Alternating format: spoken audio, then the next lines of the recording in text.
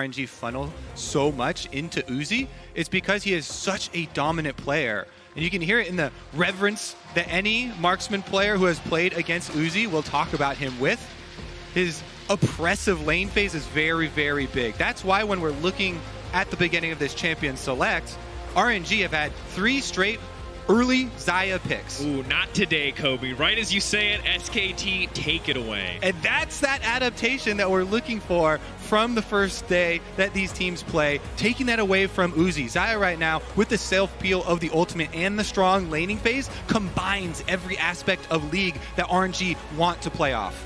Banning the Morgana as well. Yeah, the Morgana ban suggests that SKT could be looking at something like the Rakan. RNG immediately going to take the Kayle away from SKT. I think Lee Sin would be a very good pick into an early Kayle here because you want the options as a jungler, and Elise is already banned out first on RNG's side. Lee Sin gives you so much playmaking that you can try and attack teams that are drafting Kayle that are trying to scale up a bit towards later. Plus, Sklid is extremely proficient on it, and there they go. SKT have got it. Rise and the Lee Sin. I love it. I hope it goes into the hands of Faker, but has still the potential to be flexed to the top side of the map. And this is going to be the Jarvan now locked in, a champion that's been kind of missing in pick bans thus far. And it's a champion that synergizes very well with those big AoE ultimates. Kayle really enables divers here. And so RNG are already showing in the first 2 picks. They are looking at 5v5s. They're looking at some AoE combinations. Jarvan Cataclysm trying to keep people in a group for either the Kayle ultimate and something else on top of it. You can look for things like Rumble or Gnar for the top lane to get some more AoE in there. So looking at final pick for SKT, they could look to go for something like a Kai'Sa right now if they wanted to. Scales quite well, would also add a late game insurance to this composition that SKT is already drafting for themselves, and could match the AD carry pick already locked in for RNG. And then SKT would also get priority on the supports in the second half as well. Personally surprised to see Uzi go for the Ezreal instead of the Kai'Sa himself. Kai'Sa and Xayah perceived to be the top 2 carries. Interestingly enough, Garen and Ezreal are the 2 right behind them as far as bot laners go. And one of the biggest pros for Ezreal is that it's a self-sufficient carry, right? If you're designing a team around diving in with Kayle and Jarvan and you want to use your Kayle ultimate offensively, you don't want to have to save that Kayle ultimate for your AD carry, so you pick Ezreal, has the arcane shift that can keep himself safe while the rest of the team dives forward. Now that Tahm Kench ban might seem a little odd. However, throughout the split, something that RNG will consistently run is Ezreal Tahm Kench, and they would force dives with it. They would look to attack the bot lane very aggressively, and it was something that actually paid off dividends for them during their playoffs. So SKT showcasing their research. Completely agree there.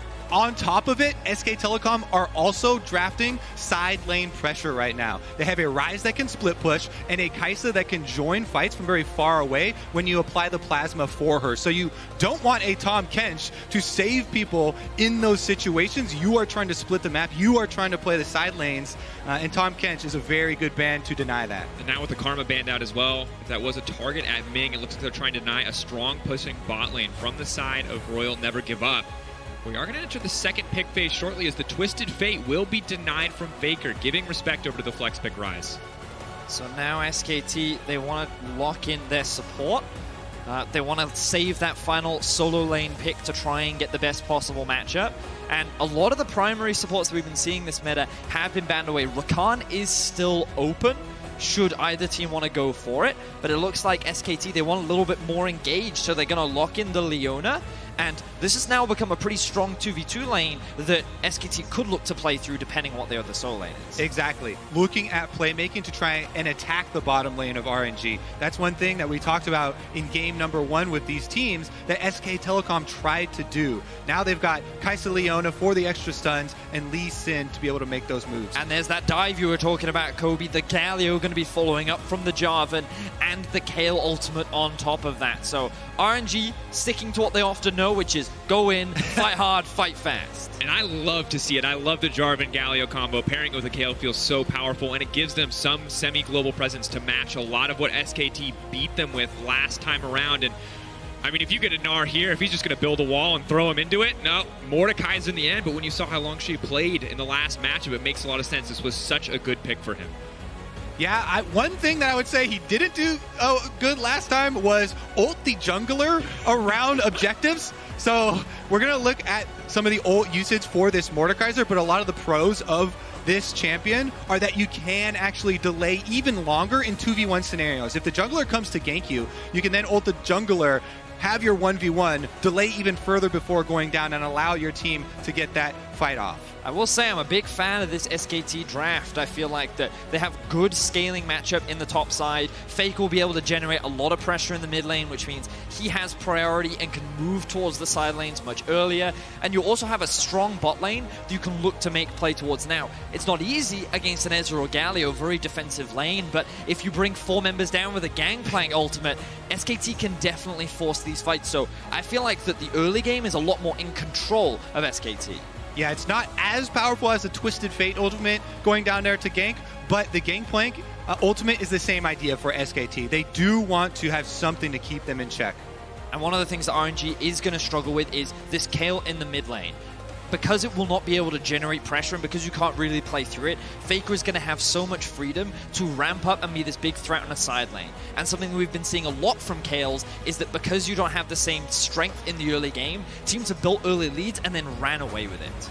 And Rise combos very well with Lee Sin. If Faker just sets him up with the root, that is going to be a lot of 2v2 pressure. But here we go.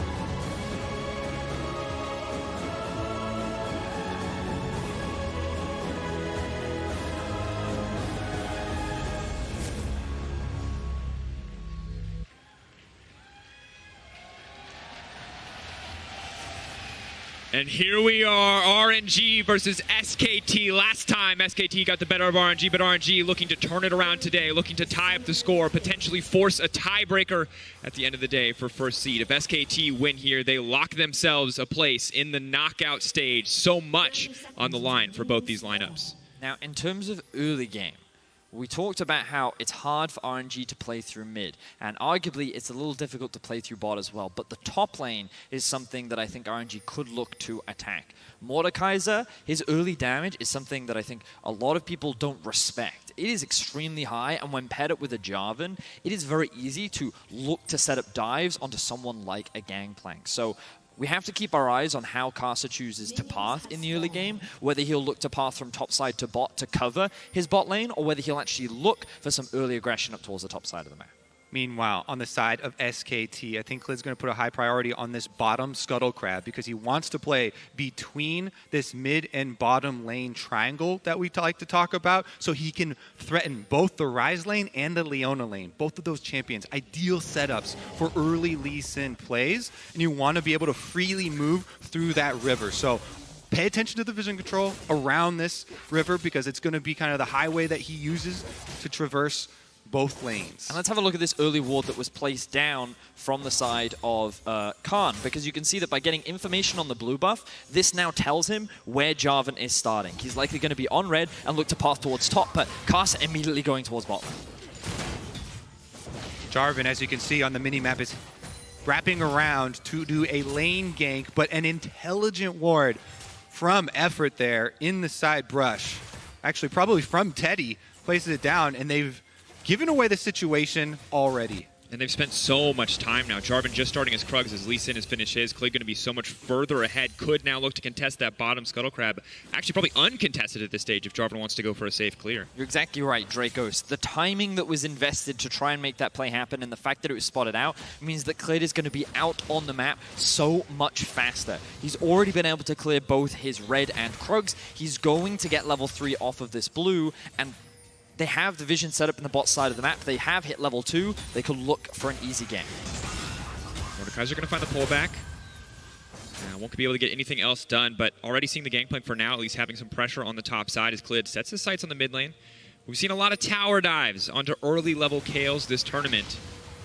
Has to be something that Xiao, who is aware of, but for now it will just be a focus on stealing away the enemy rafters. Good start for Klid so far. Exactly. This is the early bottom river control that I was alluding to in the opening of the game. They've got 2 wards, both sides of the entrances of this river. Clid also stealing away the Raptor camp. This is exactly how SK Telecom want the early map to play out. Now trying to force him off the CS here. They're not really threatening to go for the kill on the dive, just pushing Xiaohu back a bit.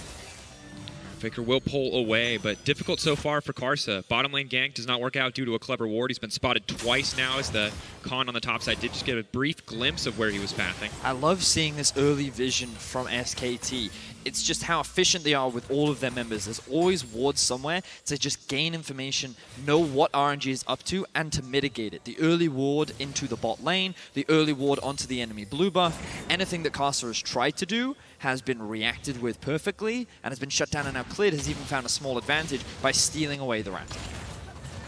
Checking in again on the bottom side. Uzi doing fine so far, but a much more even bottom lane than it was last time around. Obviously, massive early CS discrepancies in the favor of Uzi when he was on that Xayah. Now pushed back onto this Ezreal.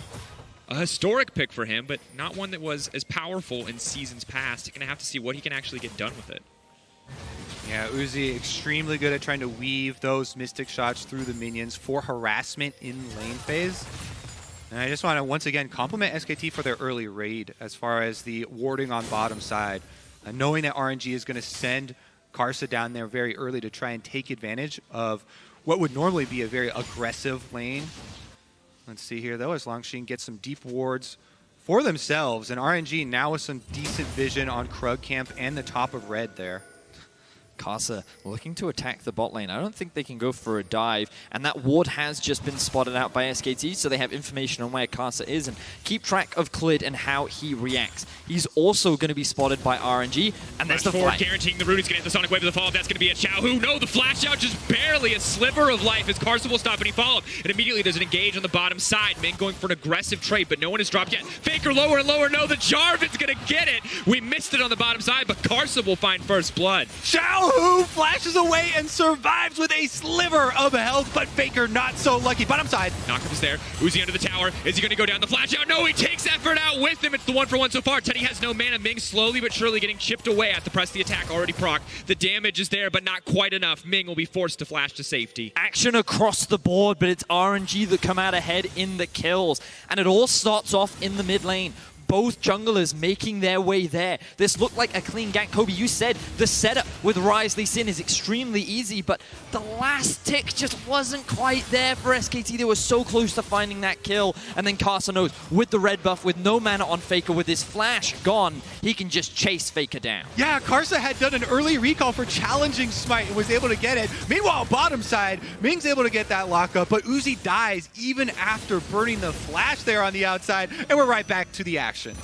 Constant aggressive trading, and it feels already a bit more bloody than the last time we saw these two teams go toe-to-toe. It was such a back and forth early to mid-game when we saw SKT and RNG go up against each other previously, but you can see on the graph a chaotic game, and no matter how far ahead one team got, there was always a chance for someone else to come back. Yeah, it was a bit of a bumpy road there, as you can see, but a lot of the big spikes in SK Telecom gold that you could see between the 20 and 30 minute were from Twisted Fate plays from Faker roaming across the map. Here, RNG actually there to answer that first play that we're expecting. Lee Sin as well as Rise combining, but with them getting the outplay and Karsa actually finding that first blood cash in, this really does set up RNG to answer back. Xiao has to be careful though. He's not going to overcommit to the play. Karsa waiting in the darkness there will now be spotted on the ward, but level 6 coming through. That's the extra range for the Kayle. Much easier now to farm, much easier now to trade on top of the additional elixir. And Karsa feeling comfortable enough to just walk right into this pit. Well, he should, because his bot lane has so much control. And something that you were talking about earlier on, Kobe, was how the reason why RNG more often than not play through Uzi is not because he needs raw resources, but because he's such a talented AD carry that it makes sense to put him in a great position. And if you look at the gold, he's sitting at a 500 gold advantage thanks to the Kleptomancy and thanks to how dominant he has been in this 2 versus 2. Exactly. We saw them earn their 2v2 CS lead themselves, and then as soon as the junglers show mid, go for the aggressive play. We're still looking at a bit of a roam from Faker, though. Now that Rise does have the Realm Warp, there are more possibilities. So I'd like to point out one of the wards, actually, that I really do like in mid lane, which we'll see which side of the lane Faker hovers towards. People often, with these limited resources of wards, will try and ward both sides to see everywhere on the map. But if you only have a couple, trying to get one in the middle just to see which side he leans to will give you that early notification. Clid spotted on the control ward. Karsa waiting just in the darkness. Now rotating around, maybe looking for the lane gank. Effort waiting in the brush there. No flash available for Teddy. The Hex flash there from Ming. Will not catch anyone sleeping. Effort has already backed off. Nothing more terrifying than a giant stone gargoyle flashing in your face and saying, peekaboo, I'm here, ready to make a play, but they're not going to find anything. Clid hanging around the mid lane. And notice how often Lang Jing is actually roaming every time he has push in top. He's a large part of where the top side deep vision is coming from, and he's setting up a lot of control in the river as well. And as we're seeing Karsa once again, I just want to note, this is the second time he went for a lane gank. This is how you try and get into the lane like bottom lane, unannounced. However, SK Telecom have been diligent with their side brush wards. And for a second time, RNG had to spend time sweeping out that vision, and it is a second attempt at a lane gank from Karsa slipping into the side brush that does not yield them anything in Uzi's lane. Karsa spotted out as well on the blue buff. Going to donate this one over to Xiaohu, but they're just so successful in the junglers tracking each other here in the early game. We see a bit of a roam from Effort. I love it when we see supports, when there's no need to be in the bot lane, they get active, they move on the map. Best setup when working with their junglers especially, because it guarantees you deep vision and looking for roams. And speaking of roams, Faker is making his way towards the bot lane. No more Biz up and available. Very short range at rank 1, but could try to find a way into the bottom side. Ming just now coming in. The pings are coming down. RNG is aware that Faker should be looking for a play, and as he walks over that ward, they know his positioning and will be able to avoid the game.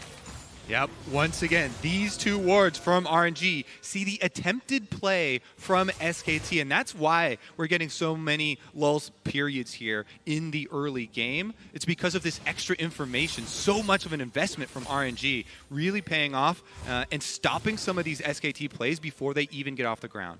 And now we need to talk about scaling. Inevitably, when a game slows down, it's something that we have to look at. We've talked about the theoretical team fight power of the side of RNG. Are they the team that should be happy with a slower, steadier early game as opposed to something more explosive? Well, I think in the mid-game, SKT have a very strong spike, especially with their solo laners. Rise and Gangplank on 1 or 2 items can be very influential, whereas the Kayle, I feel like she needs to get to 3, and depending on what build Ezreal goes for, also needs to get to 3. But I do think RNG have the slight scaling advantage, depending on whether or not how the next few minutes play out, because it's going to be about team fighting versus side lane, very similar to what we saw before. And whether or not, or which team is better set up to move into that state in the mid to late game. And they're looking for a little bit slightly different things as the game does progress, right? RNG have so much potential for a large AoE play.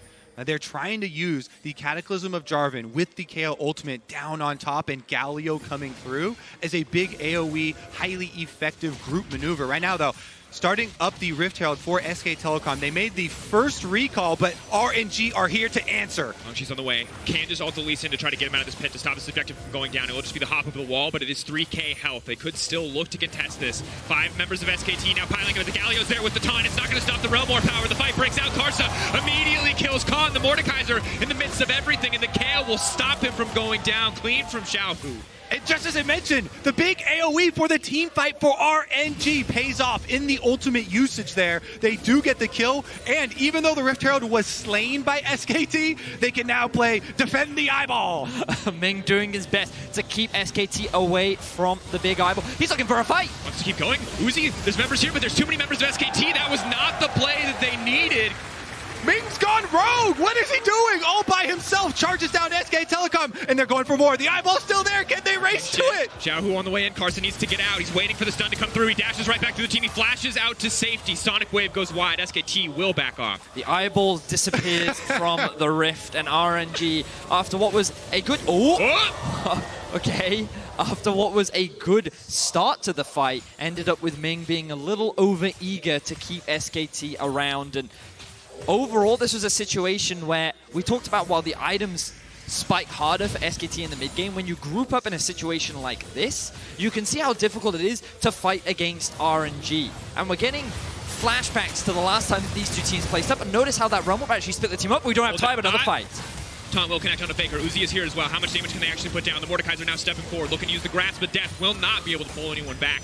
RNG, though, complete control of the mid lane. Could look to break some plates. Yeah, they could also rotate down to this dragon. They could push in that minion wave. This will be another objective that they can turn towards. And adding a Mountain Drake to a team that has a big AoE combination, that just shouts the dream setup for Baron. Hello, they're going to get Baron control with the Mountain Drake and dare SK Telecom to walk into them. And one of the criticisms I had of SKT coming into this tournament was that while they are a fantastic and much better early game team, they seem to have this over tendency to try and force fights. We saw it a lot in the last time that these two teams matched up, and it was almost SKT's undoing. And one of my question marks today was, would SKT draft more towards team fight, or would they keep to this side lane split push style? And it feels like that even though they've gone for more of a side lane split push style, they're still eager and willing to try and take these fights. And it's dangerous against a team like RNG, who is known for their team fighting and often drafts for it. Yeah, and I think that last fight really highlighted how they were a little bit lazy setting up for that Rift Herald. SKT walking across in the line, really providing a very good opening for Ming to get in there on Galio. They get the big burst kill so quickly.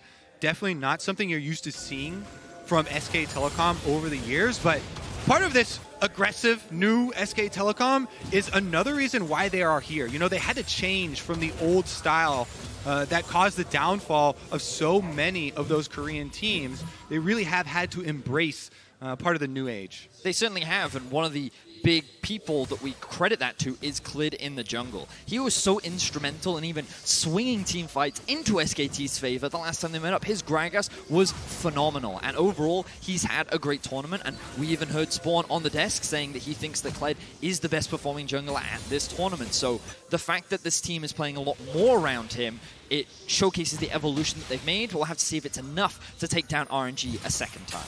Clid and Karsa, definitely two of the favorites for top junglers in the tournament, and this group will tell us a lot about what's to come in the bracket stage to see which of these teams is stronger. For now, still a very close game. Both teams within touching distance of each other. Neither one able to get a greater advantage over the other. Only the Mountain Drake, really the substantial objective, as RNG have managed to take that one.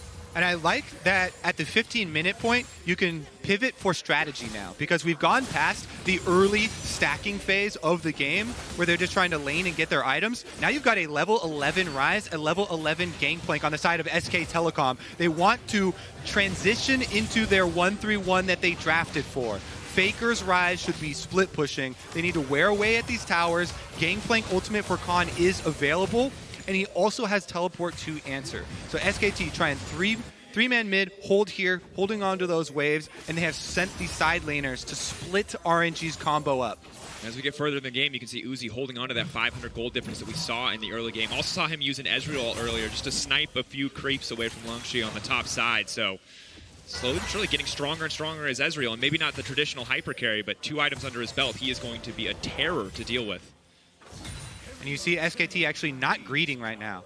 They could have greeted for more tower damage on the top side, but you need to get your reset off versus this squad, because you have to keep up this tremendous vision that they have to allow them to keep on playing the way that they are. Big reason here, you can see the smattering of wards for RNG. They need to get them a little bit deeper to find the Leona. Someone has to mark Leona, because if not, you're worried about that long-range stun picking off one of your squishier members. And I think that what both teams are looking at over the next few minutes will be the Infernal Drake. Minute and a half until that objective spawn. Both teams will definitely want it, and with the Seraphs completed and the Trinity Force completed, SKT will feel a little bit more comfortable setting up for that objective, but in an ideal world, they don't want to have to fight for it. They want to try and use pressure on the map to force RNG into an awkward situation where maybe SKT could find a pick, or they force RNG to trade the Infernal Drake for something elsewhere on the map. But that's not RNG style. They're going to contest you for vision, and they're going to look to fight for this Infernal themselves. I'm excited for this Infernal, Vedius, because the items are coming through. 2 item power spikes for both marksmen right now. Key items for both solo laners as well. And Xiao, who's got his eyes on Faker. Faker running down. No CC present. Faker will just be able to realm warp out to safety, but threatening that engage. That's going to be one cooldown missing for the fight to come. If they do want to contest that Infernal, 37 seconds and counting down till that one will spawn as Uzi and Ming try to get mid-priority. Want to make sure that they can be first to the pit. So a lot of things are happening right now. Khan is going back to base so that he can spend his gold. Ooh, he's deciding not to do it. Okay, he wants to try and catch one more wave before he resets, but he wants to spend that gold before the inevitable fight is coming through. Trinity Force is now done for Uzi, so at this portion of the game, he's going to be much stronger. Rageblade is done for Teddy. We're building up all these things coming together that will culminate in what should be a big fight around the Infernal Drake. This is the training arc. We're waiting. Everybody's powering up. Everybody's getting every item they can under their belt before they break out. We're waiting for a single engage, a single Leona E. It can be the Galio, it can be the Jarvan, however either team wants to start it. And now the gauntlet has been set. The Infernal. Here comes the TP. Going to be right into the taunt, the flash out from Khan. That's a clean start, but right now RNG are currently split. Uzi has to debate where he wants to go. The ulti already coming out, trying to isolate Leona, trying to stop the CT, but Xiaohu already incredibly low in the back of the pit. Blocked there, Teddy just leaps it and takes the kill. And now Uzi has to go toe-to-toe with the Infernal Drake. His effort goes over the wall. This is a disaster for RNG. The Mordekaiser trying to get done what he can, but Uzi is still alive. Uzi is still in the pit fighting the Drake as the Mordekaiser and Faker go toe-to-toe, but Ming drops, and SKT take the fight. SKT absolutely ripped RNG apart in that dragon fight. Xiaohu getting focused at the beginning, causing the early KO ultimate, and then flashing into the dragon pit causes an early deficit in their team fighting prowess, and SK Telecom sweep in to get the important trait. It looked initially like RNG had the better setup. They saw the TP come through from Khan, he's forced to burn his flash, and you can see that now RNG are in a great position, but then a huge Gangplank ultimate onto Xiaohu pretty much eliminates him from the fight, and Teddy cleans up. Now Uzi's stuck in the pit, he can't deal damage. Lang Jing is just 1v1ing effort, trying to remove the engage from SKT, but that doesn't matter, and ultimately what looked good initially for RNG was just a scattered fight with which SKT was able to pick RNG apart. Divide and conquer for SK Telecom. Faker applying the pressure early, getting the Rune Prison down, holding Xiaohu in place. Basically upsetting RNG's game plan that they want with this Wombo combo. An absolute combo breaker there with the Leona ultimate going down early too. Thought that RNG were going to be able to bring it together, but no focus in the team fight cost them dearly. Split fire, losing the KO right at the start. Of course, only 1.5 items for Xiaohu thus far, not to the level 16 point, the next thing that we've got our eye on. So has time to scale back up, but can't afford to take another uncoordinated fight in the future. And losing that Infernal is going to hurt them more and more as we get later into the game. And one of the big things about that fight was that now even more gold has gone into the back pocket of Faker and Khan. The two solo laners of SKT are only going to get stronger, and they're actually yet to spend a lot of the gold that they're sitting on. Keep your eyes on the items of Faker once he hits the shop, because with 2.5k gold in your inventory, you can pick up those additional items, and now you are so much stronger than you were in the last fight. And objectives start to go down. They want to split the map. Bottom turret taken care of. Top will be the next destination for them. If you can get that, you empower your 1-3-1 to, well, here we go. Flying and drag over. Uzi is so incredibly strong. Khan just gets one shot. That's the 2-item spike for the Ezreal paired with that ultimate. And RNG cut them off before they can get to the next objective. They know they're going topside, so they get the early kill, and now Baron control results. Another flag and drag. Effort once again caught out. The CC is there. They're going to land the taunt. They're going to make sure that he has no way out of this fight. Effort. Still running. Someone finished the kill. Hits him with the gunblade. Bang, bang. RNG control over the pit. And now RNG are going to go straight for Baron. We've been talking so much about the solo laners, we forgot to talk about Uzi, where all of the gold is sitting on for RNG. That damage was ridiculous. Let's see if Clid can steal. Next flash, trying to deny Clid. He gets kicked back with the taunt lands there. He's trying to buy more time. He puts him in. Away. But no, the Mordekaiser ulted. See ya, Clid. Not what you wanted. RNG gonna take this fight. Ming gonna make it out alive. It's everything the LPL second seed could want. And RNG flipped the game on its head once again. The Baron goes down for them. They don't lose a single member. The gold remains even, but we're in for another masterclass between RNG and SKT. RNG get to the top side of the map 10 seconds earlier than SKT, and they are rewarded so heavily with those 2 picks. Also, reward to Longxing. Learned from the first time around he played Mordekaiser. This time, he instantly ults the jungler to secure the Baron control for them. You cannot smite if you have entered the Death Realm. And now, with the Baron buff, RNG will march on SK Telecom territory. And this is important because it's going to be so much harder for SKT to try to split up the map. Faker can push down that side lane, probably can take that tier 1, but has to be concerned about that mid lane, has to be concerned about the fact that RNG are now set up to break 2, if not 3 towers on this push. Yeah, I mean, they're extremely strong, and remember the RNG, they have the teleports that they didn't have last time, so there's no sneaky backdoors that are going to come through from SKT this time around. Faker being forced to base as RNG set their sights on the tier 3. Longshing on the bottom side, Faker just now backing. Kick will connect, but there's going to be no follow-up. SKT holding on for now. It's a matter of protecting the cannon creeps as the Mordekaiser starts the bot side wave, but no, Faker instead has decided to continue his push. Mordekaiser will be forced to retreat. Faker can now back and look for a man advantage in the fight unless Longshing wants to commit his TP to this mid lane. GP ult now coming out. Not a lot of damage onto the tower. They need to get out before the fight kicks off. Ming wants to go in anyway, right to the GP ult. What was that? Ming once again diving into the face of the enemy team and just handing his life away on a silver platter. I'm going to need to see a replay because has Ming gone rogue again? Let's take a... All right, well, this is the Baron. This is it. Even more important, this is what Clid sees. As we said, once you enter the Death Realm, Baron's not there. Longjing saying, you've activated my trap card. You're coming to the Shadow Realm with me. He denies the Baron steal and allows RNG to get the secure. But we have to backtrack to what just happened here. And this is a beautiful replay. What is Ming thinking here? Okay, he's not. That's what we've concluded. That's what he's doing. He's thinking this. He's thinking Leroy Jenkins. I mean, it's a classic. I will say that I don't mind it if you wait out the Gangplank ult. You know, just wait for that one to end, and I think it would have made a lot more sense. Well, the bright side for RNG is that they don't cost their lead. They're still in a favorable position. They gained control over a lot of the map. They've been able to secure a lot more items in their back pocket, and look at how much control they have over the top side. Gangplank is currently sitting bot, his ultimate is going to be up soon, and Longjing is going to be forced to deal with him. Tier 2 tower will be broken on the top side for RNG. Doesn't look like they're going to be able to break the base on this Baron push. At least for now, 21 seconds left. Khan still threatening on the bottom side, so despite the Baron buff, SKT still finding some success with split pushing. All right, take a deep breath. After the Baron play, after the dive on mid, RNG have taken over so much of the map. Take stock of the towers, both on top side, both in mid lane, now gone and taken away from SKT. This allows the vision control to starve out the jungle now for RNG. They can move up with the threat of this AoE from Galio Jarvan combination for engaging and push SK Telecom around. And what SKT now want to do is ideally look for picks as RNG are making moves to set up for the next big objectives, which will be this Baron. Because in a straight-up 5v5, I think even though the Teddy is at 3 items and is a very strong Kai'Sa, the team fight execution is so much harder for that of SKT because they don't have the same front line that RNG has. They don't have the Jarvan. They don't have the Mordekaiser who can literally remove someone from a fight as well. And so I think it's going to be harder. They need to make plays like this.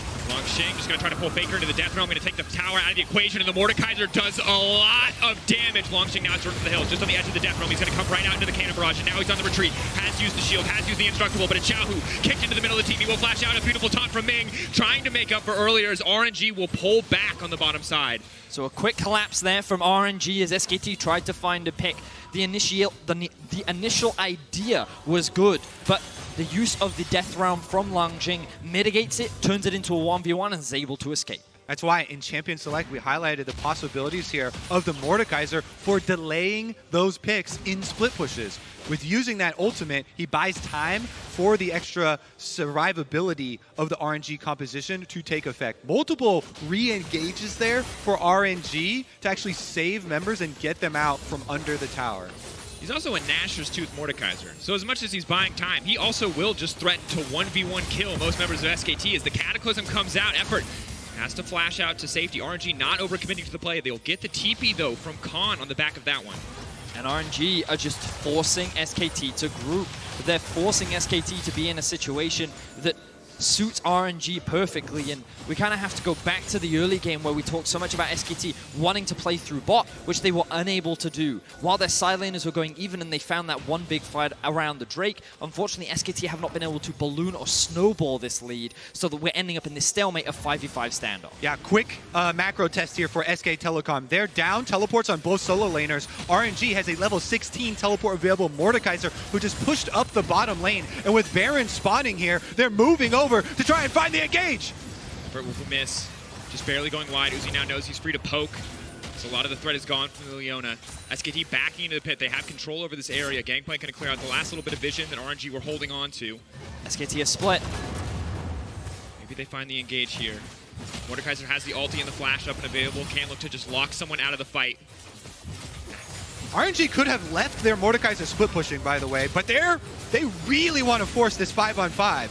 Ming really does not land that taunt, has no longer a reliable way to proc that aftershock. Someone sidesteps, so will be forced to flash out to safety. But now the engage, they found SKT split, they've locked Faker into the pit. Are they going to aggro the Baron to try to get it kicked off? He will. Uzi's going to see that one coming, and now the support is dead. He's trying to realm orb his way out. He's going to do it. Faker, the escape artist, gets out in the play, and Khan on the side with a huge barrel, but I don't know if it's going to be enough. He's now running fearlessly to the front line of RNG. They're trying to kick him back, but Xiao Hu says no. They deny it. Teddy now on a rampage. RNG on a retreat, and SKT, they're alive, and the Kaisa is taking over the fight. They failed the macro test. They had more cards available here with the Baron spawning. They force it on Baron. SK Telecom outplay them in the team fight, and the Baron is theirs to start. Huge props to Khan in that final fight. The barrels were beautiful as they hit every single member of RNG. They are now the team to walk away with the Baron. They outplay them in the fight, and they keep their hopes alive in this game. And just an incredible fight. Before we see it again, it's on RNG now to take what they can. For now, that's just a Mountain Drake, a second one to back them up. And as we look back at this exchange, have to keep an eye on exactly what went wrong for RNG. So the initial part is here. SKT are split up, and well, Ming is a little over-eager once again. He's forced to flash early, but now you see Faker and Effort forced to run up through the river. This is a good engage from RNG. They should have put a little bit more focus onto actually securing the kill onto Faker, but he's out of the fight. It's done. Now Long Jing, he's completely isolated himself from the rest of the team. Oh my. And then keep your eyes on Khan here. Look at what he does with the barrel. The triple hit onto every member means that Teddy, with a 3-item Kai'Sa, can just follow up behind the Lee Sin and just go kill after kill after kill. Then Klid going in, baiting out the Kale ultimate, flashing to the outskirts. Faker surviving with single-digit HP. And we're into chapter 2 here. He doesn't even react. He's like, all right, just another day for Faker. As the siege now begins for SKT in the mid lane, Uzi potentially going to get cut off on the side. A good sidestep, but now the GP ulti is coming through. Khan fishing for that barrel, but will not be able to find it. Klid may also look for the flank, but has been spotted on a bit of vision as Faker continues to split on the top side of the map.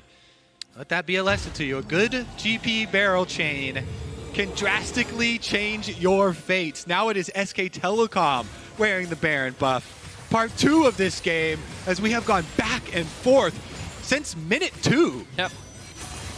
And you know it's going to be a tense ending. The last time these two teams met, it was a split push back door that came out from SKT, the triple teleport to be able to secure the Nexus and get the win. We're in a very similar situation where both teams have had a Baron each. While RNG lead in the Drakes, SKT have the Infernal. And you know that both teams are scaling still relatively well. SKT would prefer to play through the side lanes, try and split up the map.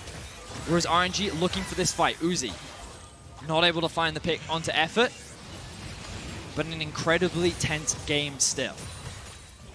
Big chunks coming in. The Kaisa is getting stronger and stronger, though, and that's going to make these team fights more difficult. And we saw it in the last one. Teddy, the second he saw those major cooldowns, are gone from the side of RNG. He's no longer threatened, and he can just walk through this team. Maybe Xiao Hu can look to match him in the fights to come.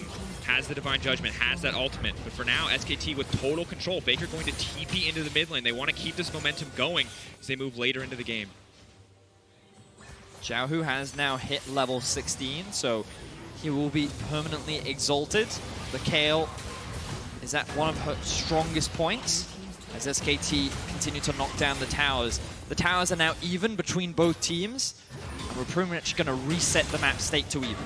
Yeah, well, guess what? Faker's hit level 18. He's exalted for Rise. fully capped out there. Looking at a possible death cap on top of it too. Like to see. Oh, trying to cancel. Khan flashing out, but he's still locked in. That's has to be a heartbreaker. Caught between the wall and the cataclysm. Khan goes down. Unfortunately for RNG, there is nothing for them to get on the map after that pick. It's definitely a valuable pick that they can use to clear out all of this jungle vision that SK Telecom just placed in their bottom red quadrant. But other than some vision cleaning duty to do, that is not going to be a game-changing pick for them. The bright side is they will get the flash out from Khan, which those summoner spells later into the game are extremely valuable. He will still have the oranges for safety, but we'll see how that affects him later on into the game. Honestly, though, both teams going to be waiting for the next Baron. There's no need to try and force anything right now. That will be the biggest objective coming up next, and we're going to have a look back.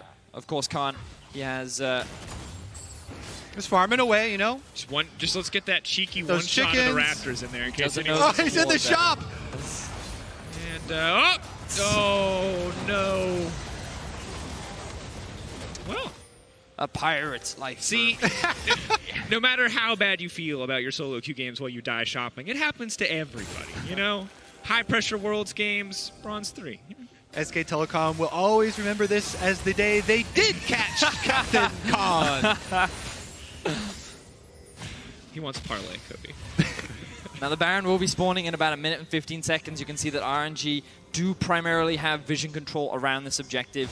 They could look to, yeah, you can see the Galio resetting, stocking up on wards, making sure that even though they have this control, when SKT come to contest, they still have wards that can be replaced.